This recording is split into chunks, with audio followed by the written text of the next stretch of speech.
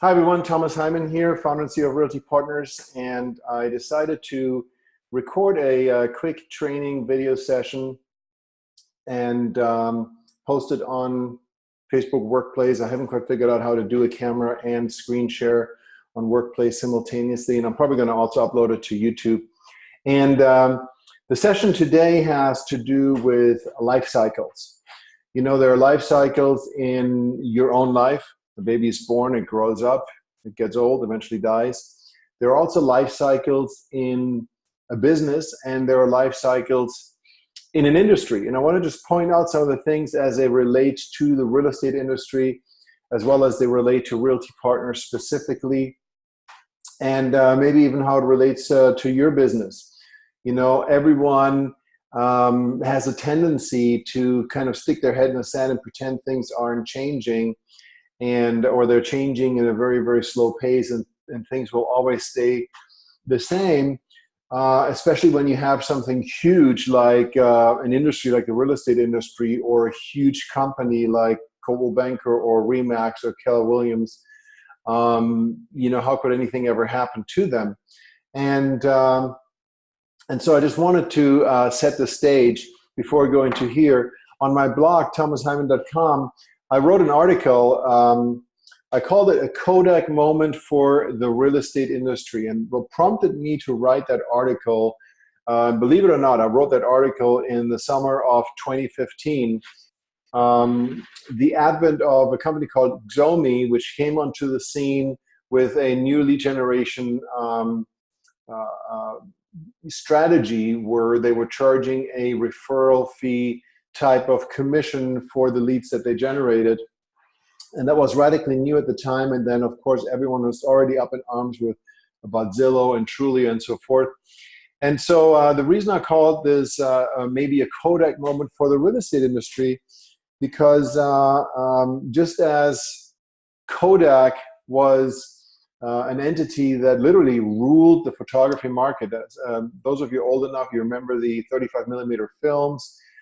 Back then, you had a camera, you put a film in it, you took it to the store to get it developed, and then you printed photos.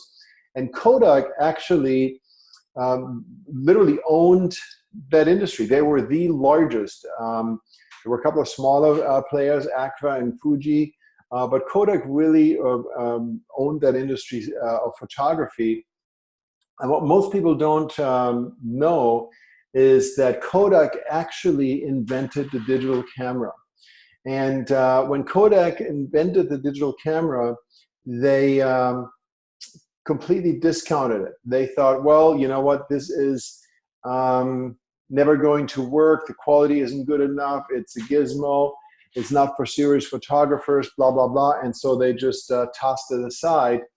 And the rest is history. You know, the largest camera maker in the world right now actually is Nokia, believe it or not. And Kodak went bankrupt. They absolutely just died. The film business went away, the camera business went away, and the company no longer exists. So what can we learn from that? Well, change is inevitable, obviously, and Kodak did not realize that, did not take advantage of it, did not position itself, and kind of snubbed the noses. So let's contrast that with a different company that most of you probably have heard of, and that is Encyclopedia Britannica. You know, Encyclopedia Britannica used to be in the business of selling physical encyclopedia. And those of you that have owned one, I actually bought one myself. You know, there were, I believe, 27 volumes to the Encyclopedia Britannica, and then every year they would publish an update volume for new stuff. They're really the authority with respect to encyclopedias. And I heard the story maybe a week ago, which really just opened my eyes, and I thought, wow, you know, this really relates, because Encyclopedia Britannica, their business model, if you look at their peak in the 80s, was that they had thousands and thousands and thousands and thousands of salespeople literally hitting the pavement. That were either door knocking and cold calling, or, you know, somebody responded to one of those free offers send in a postcard that you had back in the day in the various magazines. And so they came knocking and did their presentation and sold the set, and they had a great financing package with that, of course. And so literally thousands and thousands and thousands of salespeople were on the streets selling Encyclopedia Britannica. And then something happened. In 1992, 1993, Microsoft started shipping a little disc called Encarta with every PC. And so this was the first CD-based encyclopedia, which then later also tied into an online segment. And it completely, radically decimated the encyclopedia business. Now, and the people at Encyclopedia Britannica, they sensed that there would be a shift due to technology. So what Encyclopedia Britannica did, they actually started in their 70s to load all of their content onto servers, mainframes they were called back then. And they were able to engineer a shift from selling physical encyclopedia books to becoming a provider of information. And today their main business model is them marketing to schools and universities and government agencies. And here in the United States alone, there's something like 50,000 schools that have a subscription agreement with Encyclopedia Britannica, where they're delivering information and content to the users. And you can also subscribe. You can go to their website. Now, to put things in perspective, Wikipedia literally is doing about 3 times the amount of traffic that Encyclopedia Britannica is doing in terms of searches and looking things up. But Encyclopedia Britannica, which is a 240-something-year-old company, reinvented itself into an information provider. And unfortunately, of course, all these thousands, if not tens of thousands of salespeople lost their job in 2012 or thereabouts.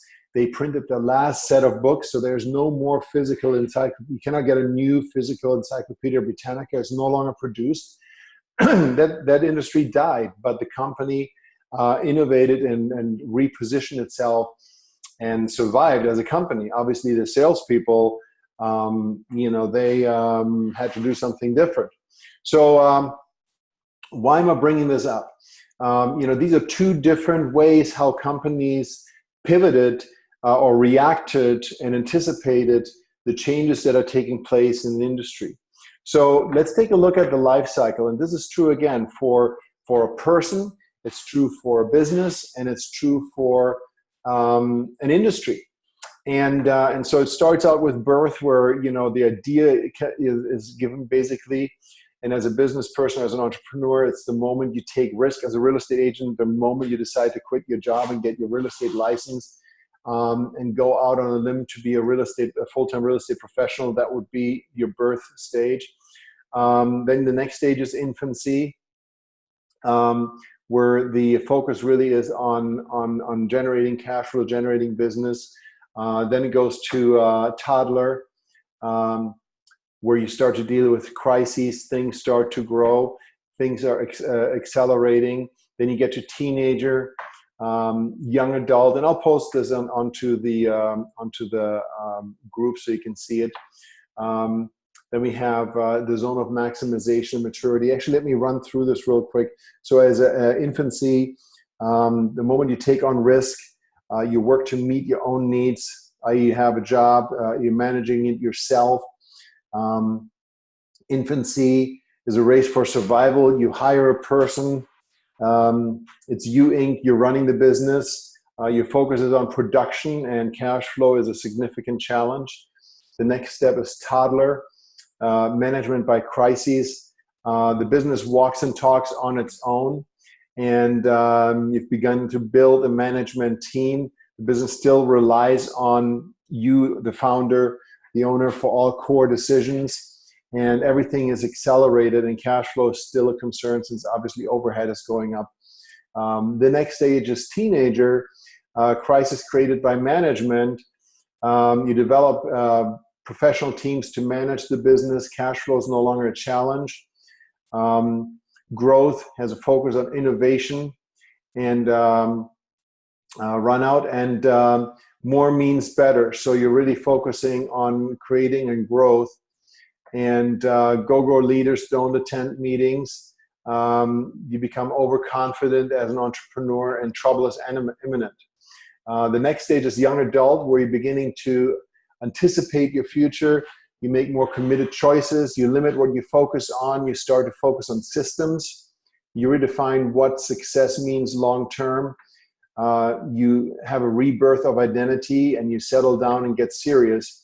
And then the peak is your zone of maximization / maturity, where you're reaping the rewards. You develop a system for managing the business that allows you to consistently meet the needs of the community you serve, as well as yourself. And the business is now run by a management team. The organization knows who they are, and what they're not, and what they will do in the future. And sales and profits are continuing to grow. So that's the peak in any business, or in an industry for that matter. And then you start to have that slow decline. Your midlife evaluation, things begin to break down. Also as a person, you probably hear your peak maybe in your 40s, and you start to decline. Entropy has begun. You evaluate whether to rejuvenate or continue to age. And at this stage, you have to innovate, or you begin to die. And so, in our industry, and then you get down to aging, breakdown begins to accelerate, a state of denial. Problems aren't that big, and focus on how you are the victim. You begin to attack / blame, and talented people begin to leave. Then you have the institutionalization, where the organization is kept alive artificially through subsidization. And so let's take a look at that with respect to the real estate industry. I believe we are in this phase here, the aging. The industry as a whole is in a state of denial. We'll always need realtors.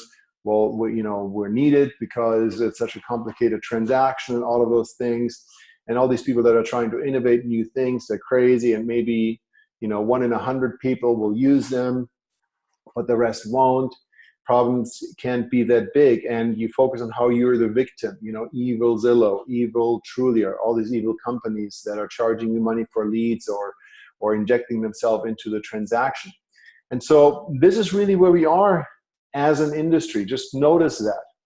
And but there's also a lot of innovation taking place, and I think in parallel you're going to see a rebirth of the industry. And if you take the financial services industry, for example, stockbrokers for the most part have gone away. You have companies like E-Trade and Ameritrade and Scottrade and all these companies where you can do your own trading.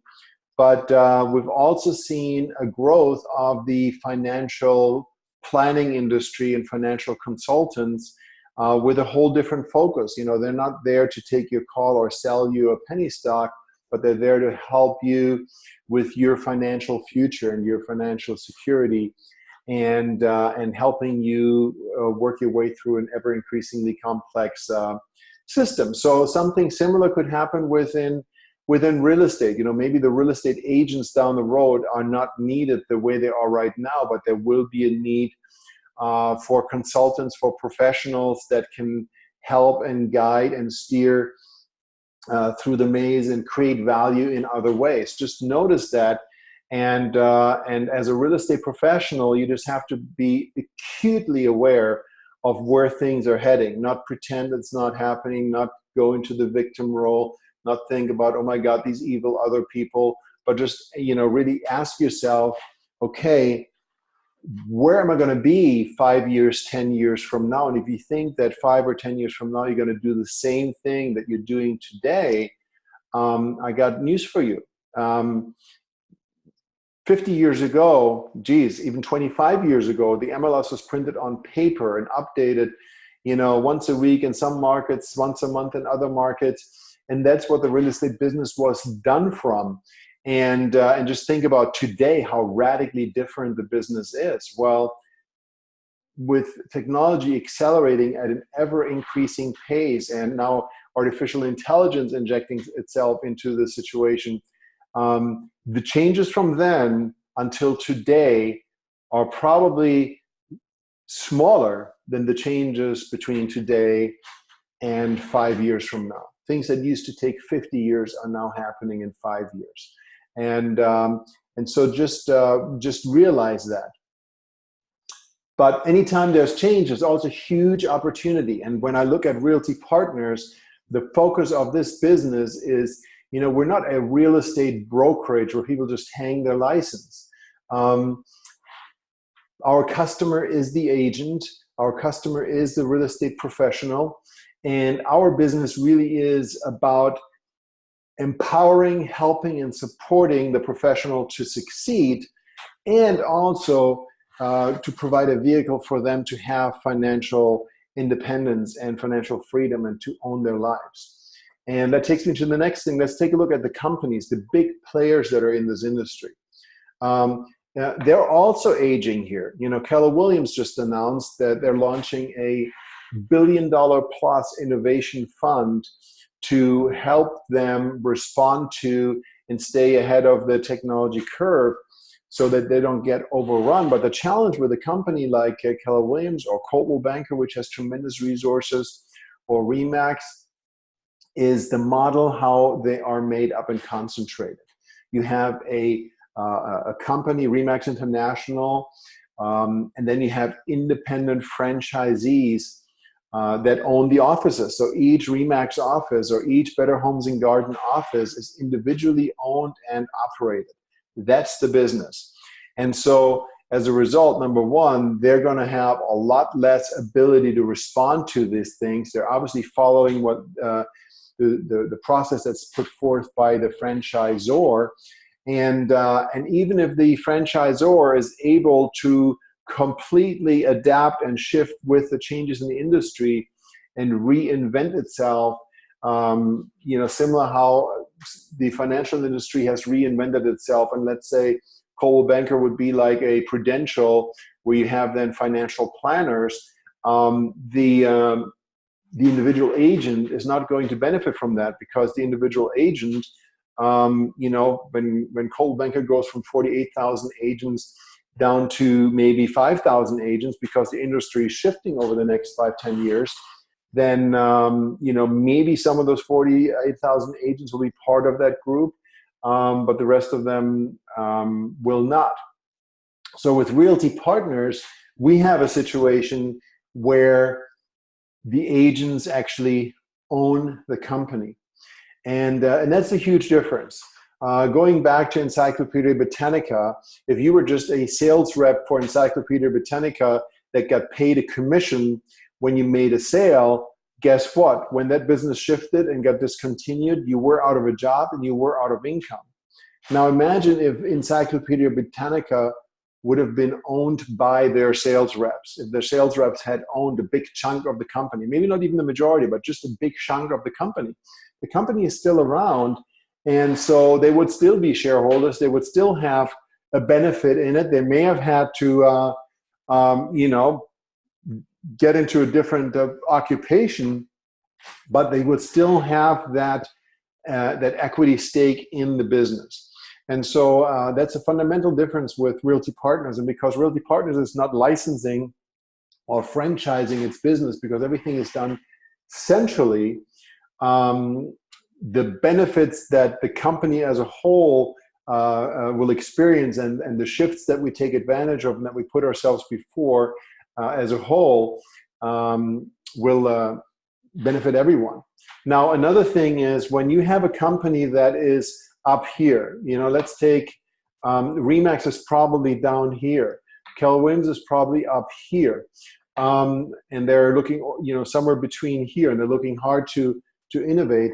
Realty Partners, really, we're in the infancy stage down here, and we're slowly moving into toddler. I think when we get to 100 plus agents, we're going to get into the toddler stage. When we get to 1,000 plus agents, we're going to go into the teenager stage. When we get to 10,000, or abouts, we'll probably go to the young adult stage. and move on from there. So, but right now we're in the infancy stage, and the business is still, on one hand, still very fragile. And obviously, you see me do a lot of things for the business. We don't have a management team in place. We're in the process of right now hiring our first people. And but also, what happens down here is you have maximum flexibility. So we're really still like a startup. And as all these changes are taking place, we have the ability to be flexible and shift and adapt and grow with the flow. You know, if there's a new technology platform, if there's a different technology platform, we can pivot on a dime. You know, we could right now, let's say if there was a company XYZ that came along that blew Commissions Inc. away, we could on a dime pivot and say, you know what, starting the first of next month, we're going to roll out XYZ. And you cannot do that when you have a company the size of a Remax. You know, to make any kind of shift or pivot is very painful, very difficult, very long process, not an instant process like you have when you're down here in the infancy stage and still even at the toddler stage. So that's a huge, huge, huge benefit that we have as an organization. So on one hand, we may not have all the nice fancy bells and whistles that some of these old dinosaurs have, but we do have flexibility, and flexibility is power in an industry that is rapidly, rapidly, rapidly changing. So don't be surprised if some of the big players, companies like Remax, may be extinct 5 years from now. It's very, very possible. Just think back here about Kodak, and I'm going to link this in the comments, and I invite you to read it. And then you have the Encyclopedia Britannica. Who will be a Britannica? Who will be a Kodak? We don't know, but the problem is, and the opportunity for us, if we are Britannica, our agents benefit from that because they own the business. If Remax becomes a Britannica, then their franchisees are going to benefit from it, but most agents will not because they have zero ownership interest. They're a sales rep. They're like the salesperson that hit the pavement for Britannica. You could have been an awesome salesperson. You could have made $20,000 a month. But when that business collapsed and shifted, that income stream was gone. So anyhow, thank you so much for tuning in. And I'm going to continue to post these type of trainings from time to time. I'm going to post this on Workplace as well as on our YouTube channel, and maybe even email something out. And if you're not subscribed to our YouTube channel yet, please go there. It's youtube.com/Realty Partners LLC. And there's a little alarm bell symbol. You can click on that and you'll be notified automatically anytime a new video is uploaded. Thanks so much and make it a wonderful day.